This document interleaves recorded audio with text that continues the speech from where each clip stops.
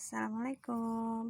Kali ini kita akan membuat obat herbal untuk batuk dengan 3 macam bahan, yaitu serai, jahe, dan jeruk nipis.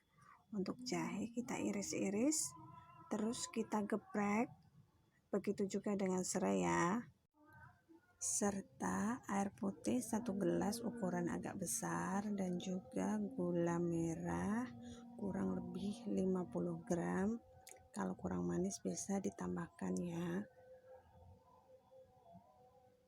Untuk cara pembuatannya, kita lihat video selanjutnya.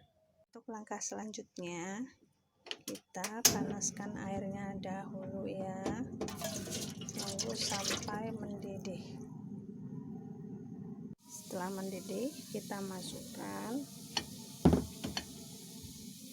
serai dan jahenya ya.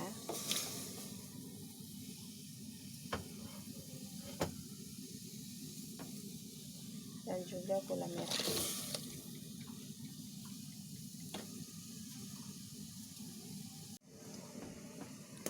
Sesekali kita aduk biar gula merahnya itu tercampur dengan sempurna ya. Ini untuk satu resep kita bisa mendapatkan 1 gelas, dan bisa kita kasih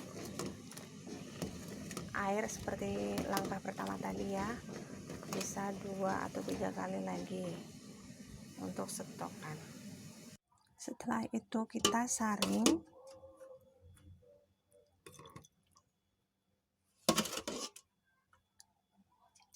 sampai habis ya.